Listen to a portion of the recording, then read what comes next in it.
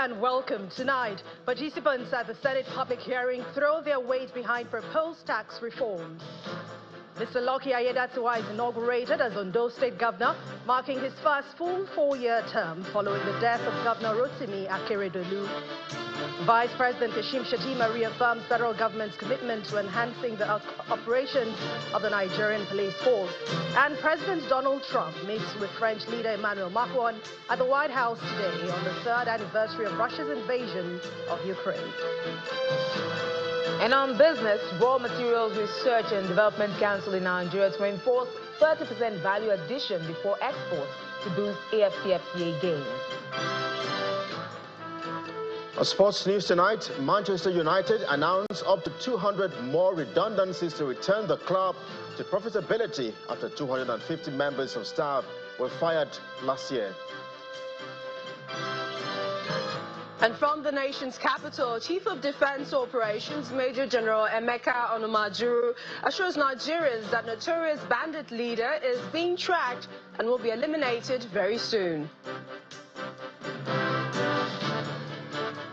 We begin with tax reform bills, which received overwhelming support today during the one-day public hearing organized by the Senate Committee on Finance, where the Senate President, Godswill Akpabio, underscored that the outcome of the reforms will shape the country's development. But the Senate President asked stakeholders to embrace a collective and forward-thinking approach to tax reform, which is critical to Nigeria's future. Our National Assembly correspondent Gloria Umezuke reports. 2 months after the Senate passed the 4 tax reform bills through second reading, it is up for further scrutiny by stakeholders.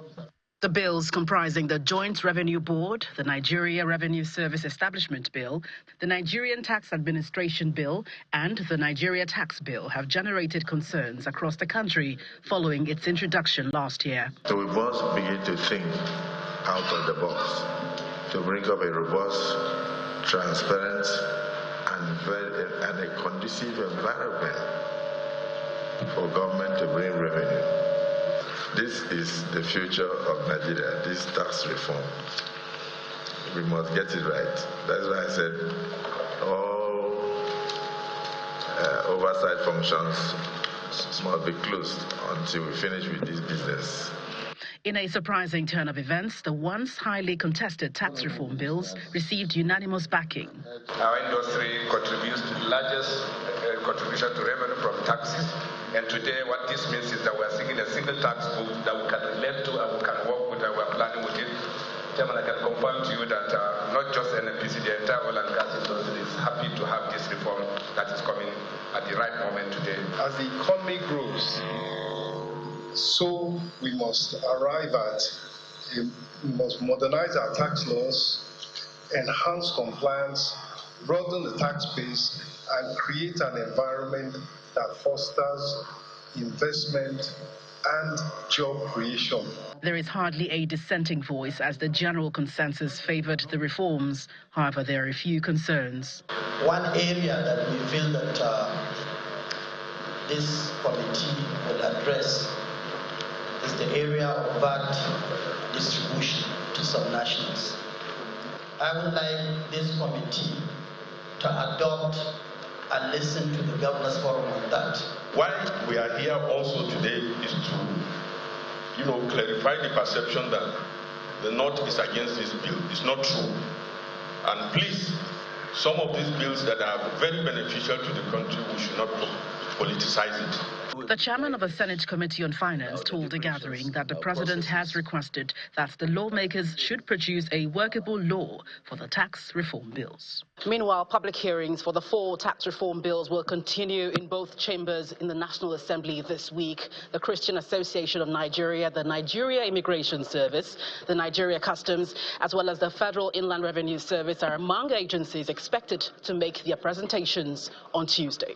From the National Assembly, Gloria Umezuke, Channels Television News. President Bola Tinubu has stated his administration's determination to continue prioritizing the development of the digital economy to enhance youth empowerment and job creation. He reaffirmed his commitment when he received participants of the Senior Executive Course 46 of the National Institute of Policy and Strategic Studies in the State House, Abuja. The president also met with the chairman and some members of the National Population Commission, and he was briefed on plans to ensure the country conducts a new national population and housing census as soon as possible. Our State House correspondent Larry Lasisi reports.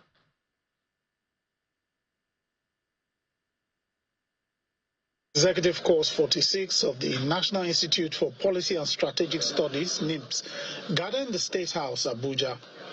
With them in the hall are the service chiefs, some ministers, and other government officials. The participants are here to present their report to President Bola Tinubu, titled Digital Economy, Youth Employment and Sustainable Job Creation in Nigeria, Issues, Challenges and Opportunities. Background to the study. The Director General of the Institute says a lot was put into the report. We recognize that in an era of technology-driven innovation, Nigeria must aggressively leverage its youthful population to build a thriving digital ecosystem. From fintech to agri-tech to e-commerce to artificial intelligence, the opportunities are boundless. In their 8-point recommendation, the course participants urged the federal government to expedite the enactment of the Digital Economy and E-Governance Bill 2024 and encourage states to waive the right-of-way fees on deployment of telecoms infrastructure. By 2027, the Minister of Communications and Digital Economy outlined steps being taken to unlock and develop the country's digital economy. A lot of the points that you've made on the Digital Economy Bill, for instance, which is not being delayed, we've enjoyed a good relationship on this particular bill with the National Assembly, and hopefully in Q2, as you've proposed, we expect that issue will be passed. Responding, the President thanked the participants for their service to the country, emphasizing the importance of youth empowerment through innovation and digital skills development. At the core of our administration, we set the priority since we started to empower our youths. We are not going to relate on that. President then directed the Minister of Communications and Digital Economy to coordinate with the group and present their recommendations for implementation. Earlier in the day, President Tinubu met with officials from the National Population Commission, led by its chairman, Nasser Isakwara, to discuss the country's upcoming census. President Tinubu at the meeting in the State House noted the key role of accurate data for developmental planning and the need to align the census budget to the government's present financial realities. He said, quote, "We must ascertain who we are, how many we are, and how to manage our data. Without an accurate census, we can't successfully plan for employment, agriculture, and food sovereignty. So many problems come up without accurate data." End of quote. The President promised to set up a committee to conduct the assessment and advise accordingly. From the Presidential Villa, Larry Lasisi, Channels Television News. The Vice President, Kashim Shettima, has reaffirmed the commitment of President Bola Tinubu's government to enhance the institutional capability of the Nigeria Police Force to deliver its mandate. He stated this at the opening of the conference and retreat for senior police officers in Abeokuta, the Ogun State capital, where he emphasizes the need for interagency collaboration to tackle insecurity in the country. Our State House correspondent, Emperor Simon, reports. Vice President Kashim Shettima arrives at the Gateway International Airport in Ijebu, Ogun State, where he is received by Governor Dapo Abiodun, the Inspector General of Police, and other dignitaries.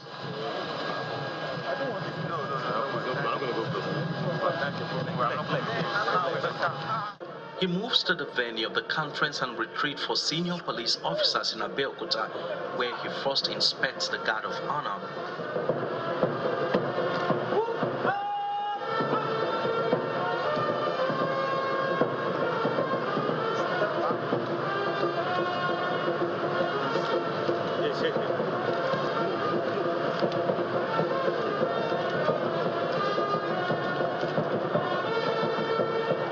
The Vice President then leads guests into the hall where senior police officers from across the country are already seated. So continuous vetting and evaluation is very, very important. This fifth edition of the annual conference and retreat for senior police officers is aimed at improving Nigeria's internal security and economic prosperity through inclusive policing.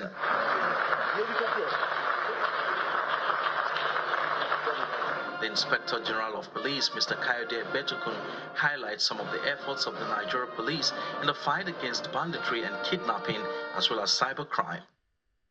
We have undertaken major reforms in investigative procedures, prioritizing forensic analysis, digital case management, and improved judicial collaboration. The reorganization of the Force Criminal Investigation Department and other specialized units has been a priority, ensuring that our detectives operate in line with globally accepted best practices. The police chiefs from Kenya and Rwanda who are attending the conference believe it will also enhance regional cooperation among African countries to combat transborder threats. Should reform cooperation and collaboration in the prevention and fight against crime at AFRIPOL. We continue to build partnerships with regional and international law enforcement agencies. I reiterate Rwanda National Police and East African Police Chiefs Cooperation Organization readiness to partnering with the Nigeria Police Force and WAPCO in various areas of policing, including but not limited to capacity building, sharing of experiences, and exchange of information. However, there is a suggestion to subject police personnel to psychiatric testing. I want to suggest that the Nigerian Police Force should always carry out periodic vetting and evaluation of its men and officers.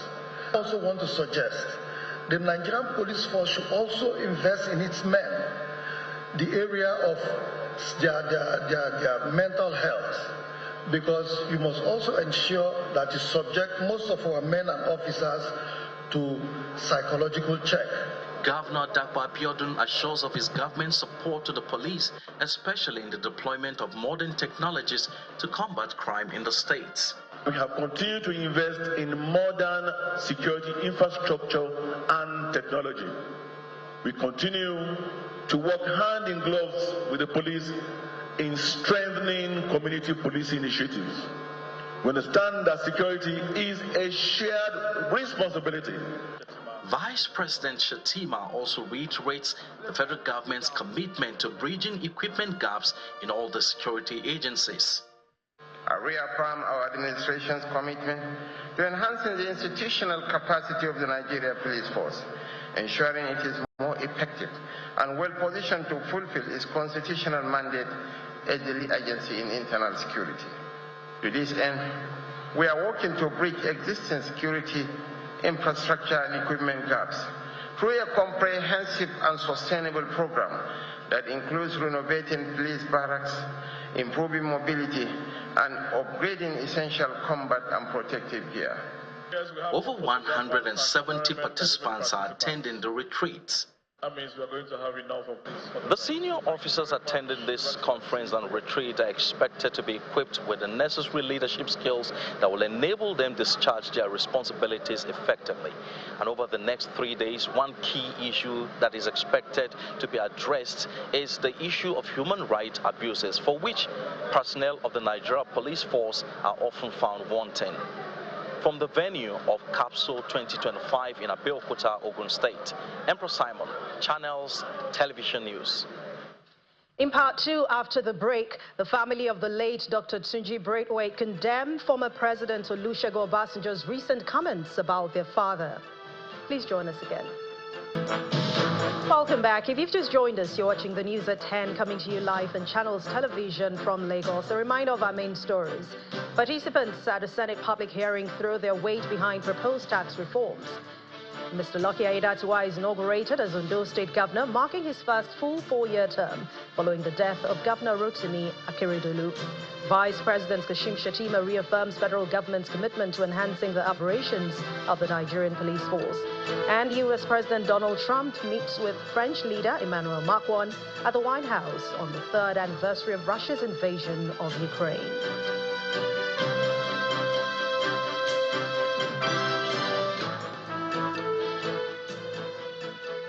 The National Drug Law Enforcement Agency, NDLEA, has expressed concern over the high prevalence of drug abuse among the youth and women in the northwestern zone of the country. The chairman of the agency, retired Brigadier General Buba Marwa, who made this known at the flag-off of the sensitization campaign against drug abuse and domestic violence in the zone, reveals that an estimated 3 million people in the northwest are into drug, with Kano State topping the chart with 1 million illicit drug users. He warns that the statistics on drug abuse in Nigeria is alarming, painting a sobering picture if nothing urgent is done to address the problem.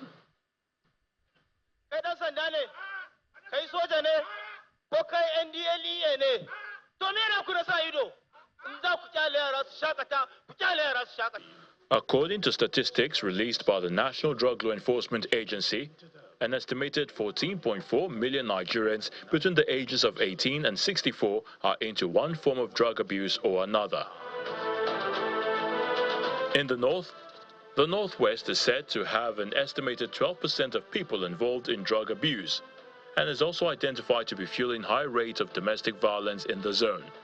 This zonal sensitization campaign against drug abuse and domestic violence in communities is aimed at enlightening the public on the dangers of drug abuse and also serves as a call to action by the government and other stakeholders.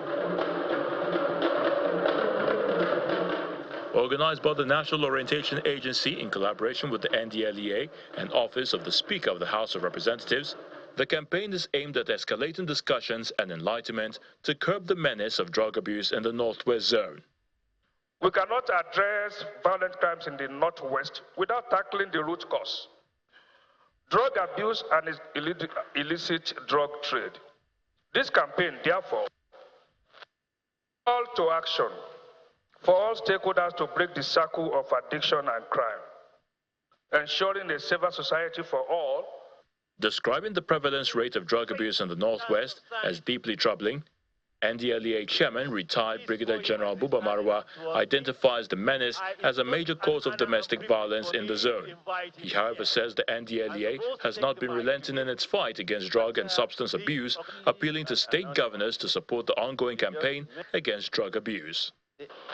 Beyond the crime statistics, we must recognize the human costs of drug use epidemic.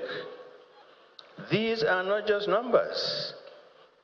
They are our children, our brothers, sisters, and friends, their potential squandered by addiction.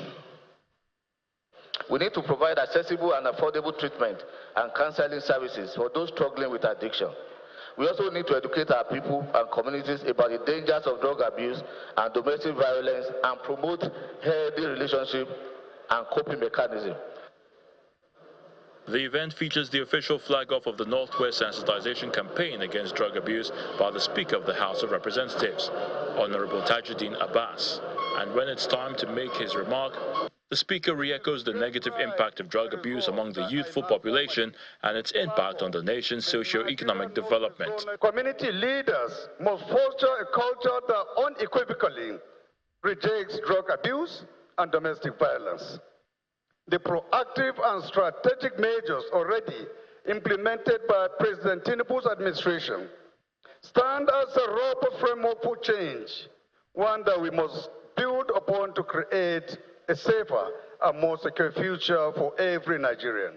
On his part, Governor Uba Sani, represented by the Permanent Secretary, Ministry of Health, Kaduna State, highlights some of the measures taken by his administration to address the menace. In an attempt to curb this rising menace, the state government, in partnership with the Federal Neuropsychiatry Hospital, Kaduna State, and other developmental partners, plus philanthropists, including the Women's Union in the Central Market, Kaduna, have set up treatment and rehabilitation centers across the state.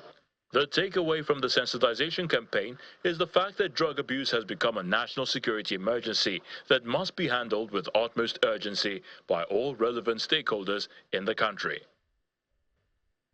Thank you. The family of the late Dr. Tunji Braithwaite has rejected former President Olusegun Obasanjo's recent comments about their patriarch, describing them as offensive in an attempt to tarnish his towering legacy. The family spoke through Olumide Braithwaite, the only surviving son of the late legal luminary and human rights activist, at a media briefing at the family's residence in Victoria Island, Lagos today.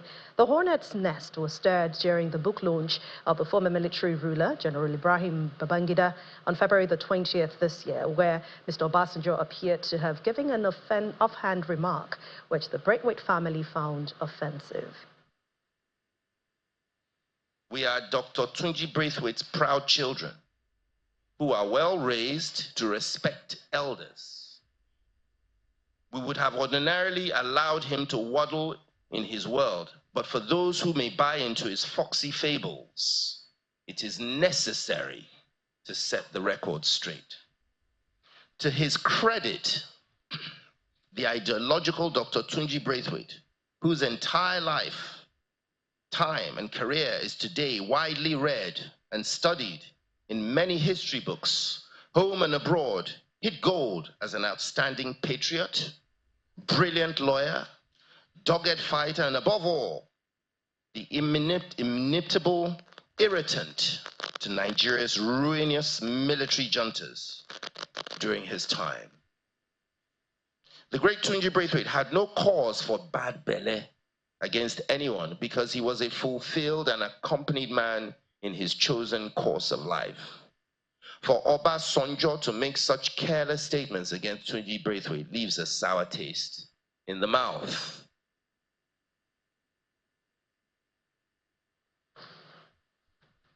President of Dangote Industries Limited, Aliko Dangote, has revealed that his company, the Dangote Petroleum Refinery, has enough premium motor spirit, otherwise known as petrol in storage, to sufficiently meet the needs of Nigerians.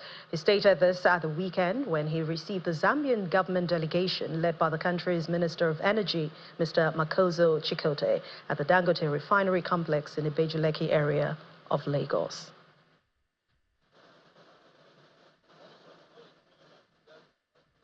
The Zambia government delegation arrives the single point mooring received by the president of Dangote Industries Limited, Aliko Dangote, alongside the company's vice president, Eben Devakuma, and other officials of the company. We turn around any size of tanker that comes here in 24 hours, and which is no easy feat. They then proceed to see the fertilizer plant and, taken through a brief presentation focused on how Zambia can derive benefits from the Dangote experience. From that one place, to shake it. It will be a masterstroke. Here, 93% of the production comes out as light product. That is jet, diesel, gasoline. The only size that is known in the world is the 420,000 barrels per day, and we say we want to do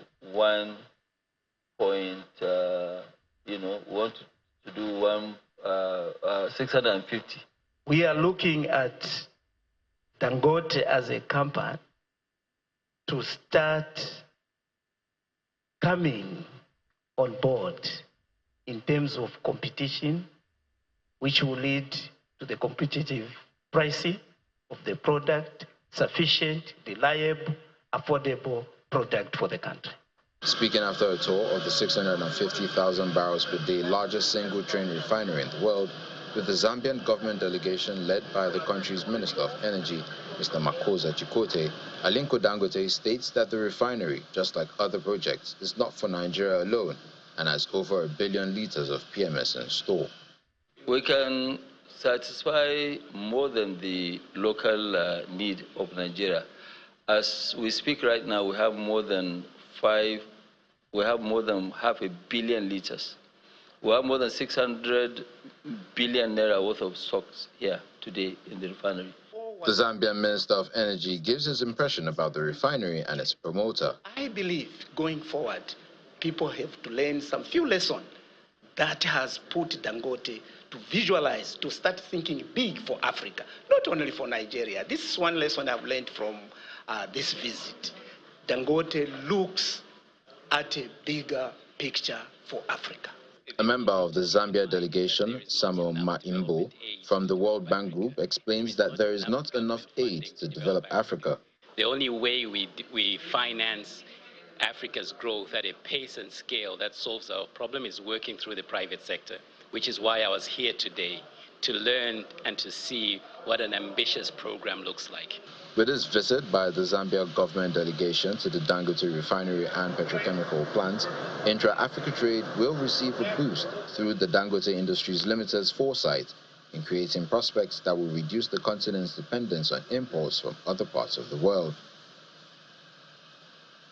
Still ahead on the news at 10, Raw Materials Research and Development Council in Nigeria to enforce 30% value addition before export to boost AFCFTA gains.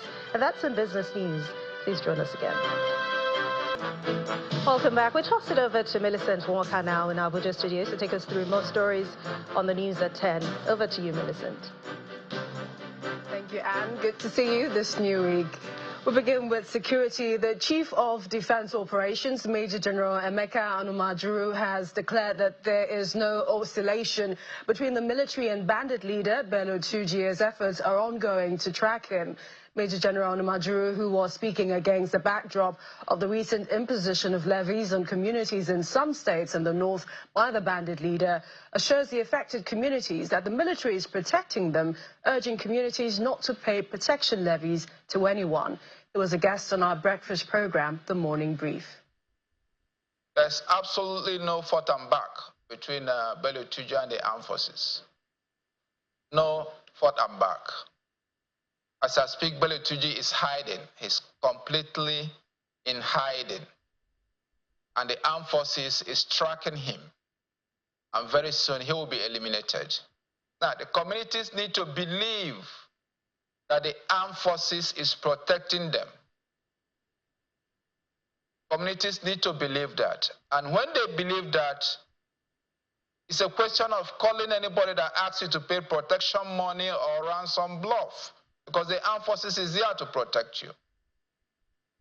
So I want to urge the communities through your medium now to do not accede to requests for protection levy in whatever, because we have troops who guarantee farm security, who open the space for you to go about your normal activities. The assurance we are giving is that we'll have troops deployed who have conducted an extensive mapping of communities at risk in Zamfara, in Sokoto, and the security of those communities have been prioritized by the theater headquarters, Operation Fasan Yama, in terms of rapid response, in terms of close deployment, in terms of provision of security for farming, particularly when there are cluster farms. So with that level of security, communities can be rest assured that the military is there to protect them. On to the courts now, where Justice Emeka Nwite of the Federal High Court Abuja has adjourned the money laundering case against former Kogi State Governor Yahaya Bello to March the 6th and 7th, 2025. The case filed by the Economic and Financial Crimes Commission continued with testimonies from two prosecution witnesses. The first witness, Segun Adeleke, General Manager of FR Properties Limited, testified about properties in Maitama and Gwarimpa. Mr. Adeleke stated that Mr. Bello's name did not appear on any document relating to transactions, including the title deed, and he had never met the former governor. The second witness identified herself as Williams Abimbola, a compliance officer with the United Bank for Africa PLC.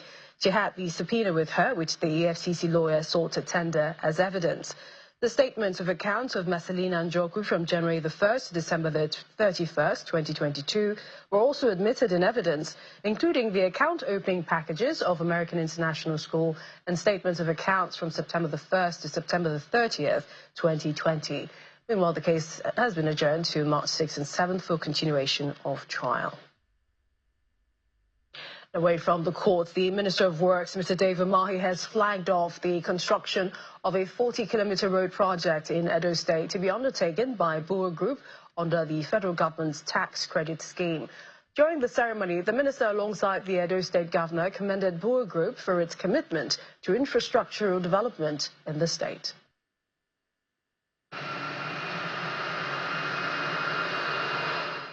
Bua Group, a leading conglomerate in food, infrastructure, mining and manufacturing, has commenced the construction of a 40-kilometer road project in Edo State.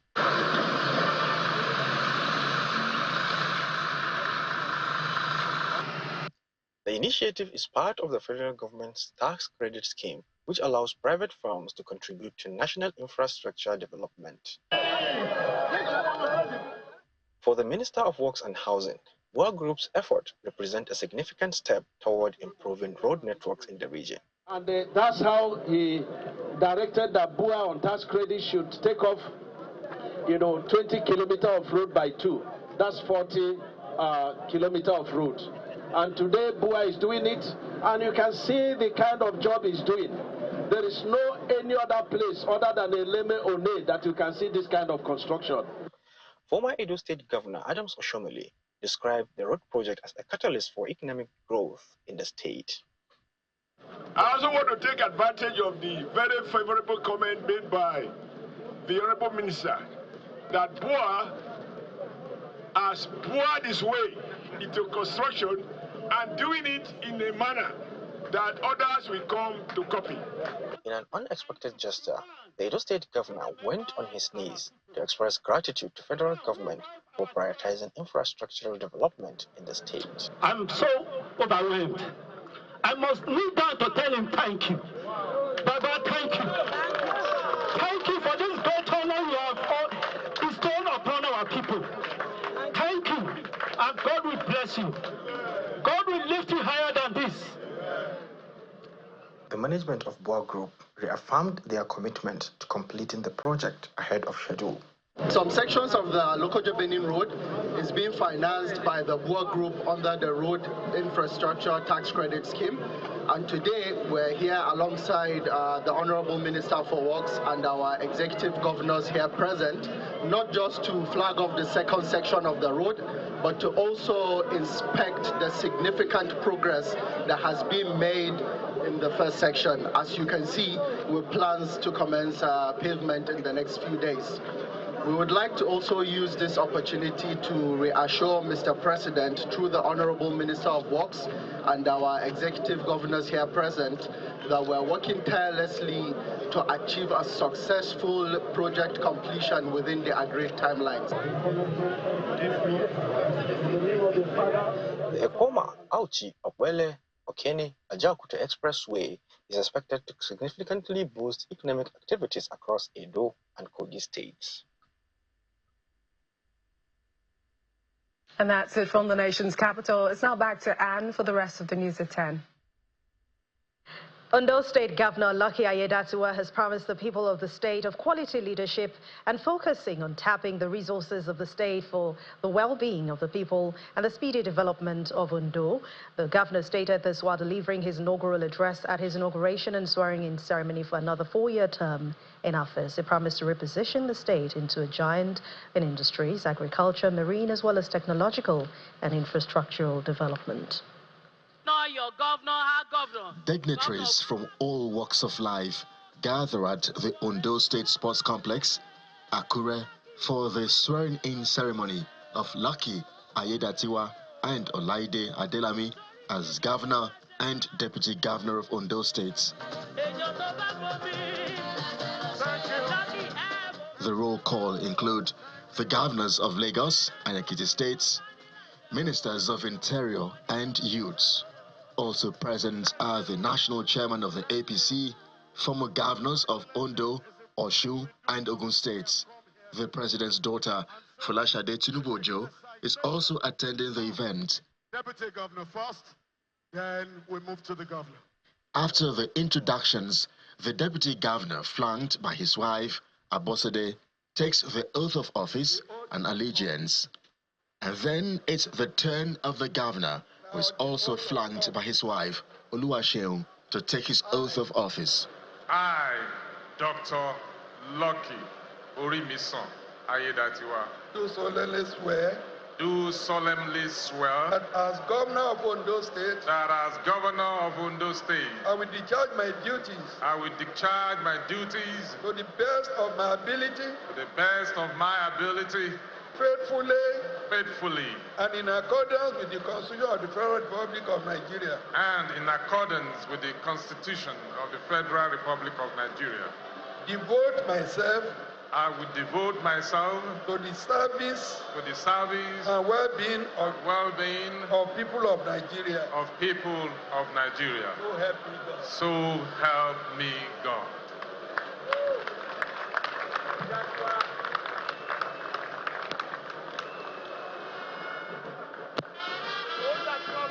Thereafter, the governor mounts the motorcade for the parade.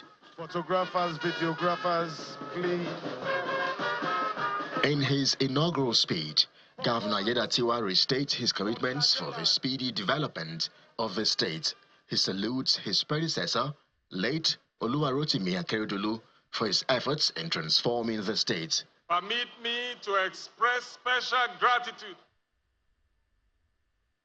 to my immediate predecessor, our visionary leader, the late Arakunrin Oluwarotimi Odunayo Akeredolu, SANCON, who worked tirelessly to develop our state for about 7 years before he took a glorious bow to join the Saint Triumphant. We must not forget this courageous and personable leader who literally emptied himself in the service of Ondo State and Nigeria, as his legacy continued to inspire us to continue to build upon the foundations he laid.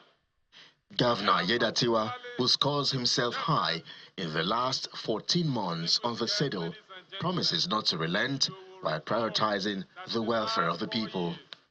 He goes on to highlight what he plans to do for his people. Tirelessly to ensure that our state becomes a model for sustainable development and good governance. We will be transparent, accountable, responsive to the needs of our people.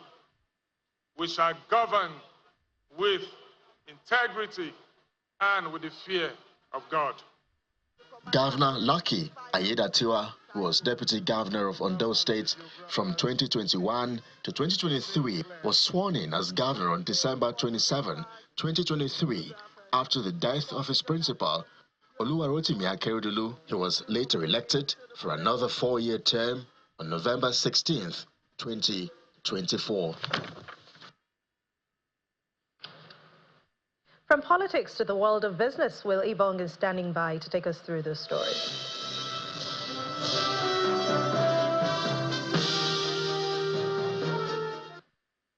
Thank you, Anne. Now, the Director General of the Raw Materials Research and Development Council, Professor Nayo Lugo Ike-Monso, says the agency plans to aggressively implement a 30% value addition requirement before exporting raw materials to align with the African Continental Free Trade Agreement.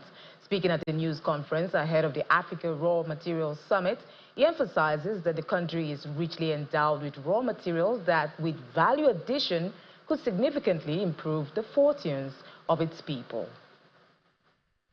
Now, speaking of fortunes, but this time a reversal, the domestic equities market opens the week with negative sentiments. Laddie Williams has the details.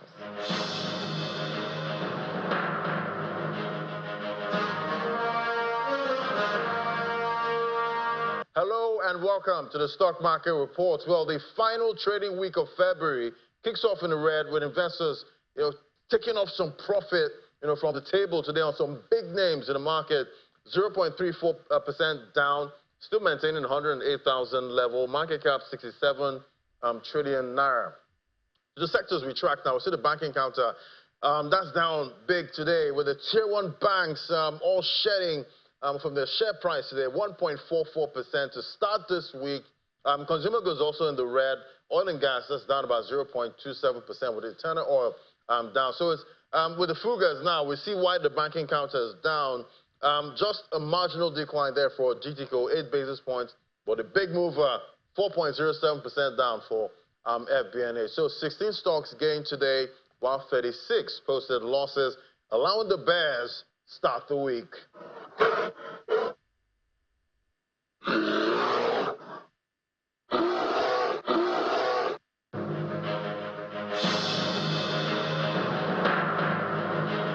And that's the much you can take on business. It's back to Anne for the rest of the news section.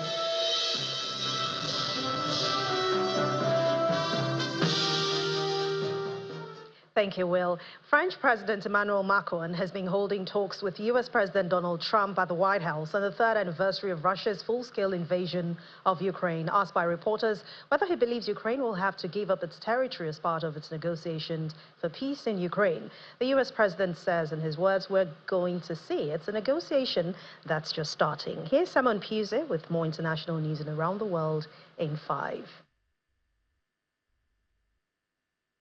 Good evening and welcome to the channel's studios here in London with your international news around the world in 5. 3 years since Russia began its full-scale invasion of Ukraine, its president says he hopes the war will end this year. Volodymyr Zelensky was addressing European leaders on the anniversary of the start of the war. European leaders, alongside Canada's Justin Trudeau, were in Kyiv to show support, but there was no representative from the United States.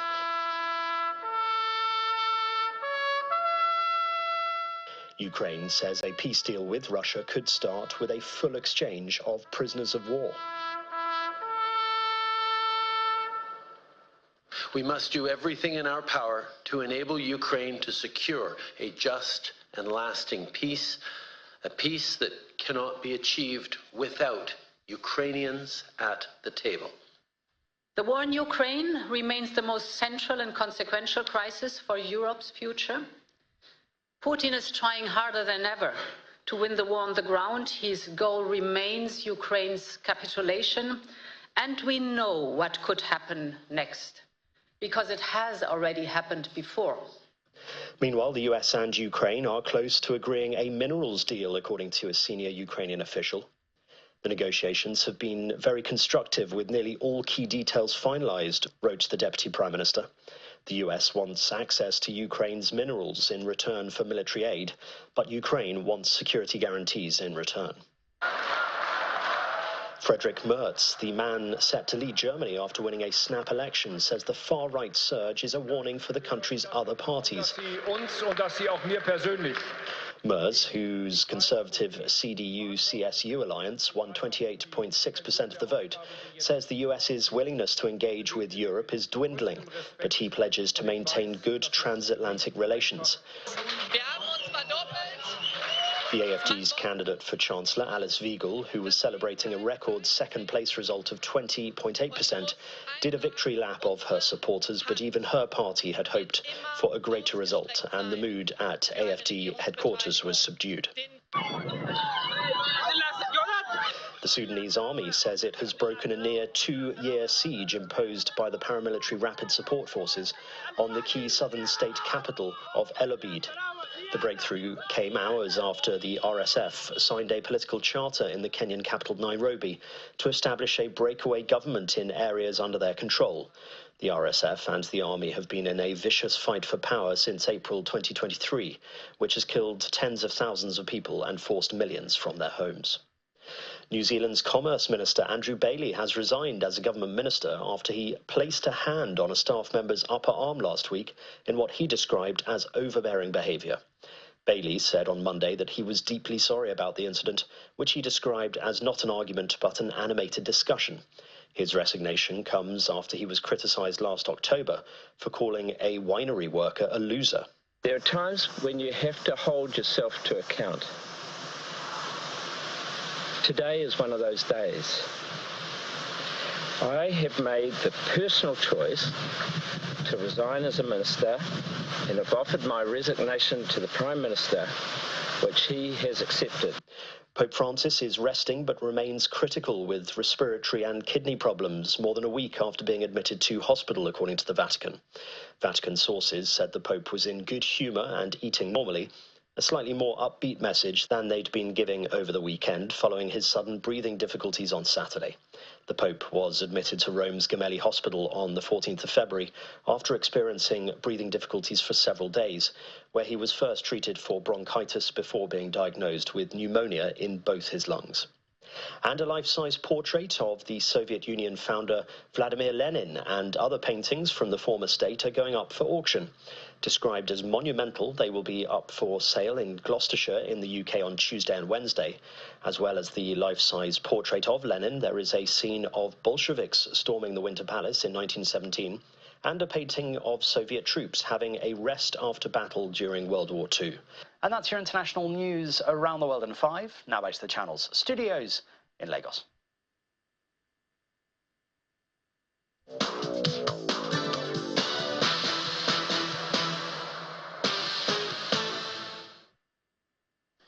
Many thanks indeed, Simon, and welcome to Sports News. Nigeria's D Tigers captain Ike Nwamu admits the team knew it was unimaginable for the country not to be at this year's FIBA AfroBasket for the first time in 32 years, hence they put their all to ensure qualification. The D Tigers who needed 3 wins against Libya, Uganda and Cape Verde in the second window of qualifiers in Tripoli, Libya, having lost all 3 games in the first window, rediscovered their perfect form, ended the second round of qualifiers unbeaten in Group B and picking one of the slots for the championship holding in August this year. Away from basketball, earlier today, Manchester United confirmed they expect to make up to 200 fresh job cuts as part of a transformation plan to improve the club's financial sustainability. Around 250 employees were made redundant last year in the first wave of cost-cutting measures after its chairman Jim Ratcliffe bought a stake in the Premier League club. United have also increased ticket prices despite a backlash from supporters. With 11 games remaining after Sunday's 2-0 win at the home of defending champions Manchester City, Liverpool's captain Virgil van Dijk is urging his teammates and fans to make Anfield a horrible place for opponents. Liverpool are 11 points clear of second-place Arsenal at the top of the table, and Arsenal have a game in hand, but Arne Slot's men are galloping towards a record-equaling 20th English top-flight trophy and have 7 of the remaining league matches at home. Chelsea coach Enzo Maresca has challenged his misfiring squad to step up during a lean spell for Cole Palmer, admitting they rely on the player for everything. The England attacking midfielder has scored 14 goals and provided 6 assists in the Premier League this season, but his last goal was in mid-January and last set up a goal on December the 1st last year. With that sports, I'm Kelly. Egiga is back to Anne.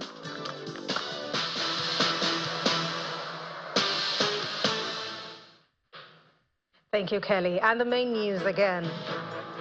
Participants at the Senate public hearing today threw their weight behind the proposed tax reforms. And that's the news at 10 tonight. Thank you so much for watching. I'm Anne Nwawadu. Enjoy the rest of the week. Good night.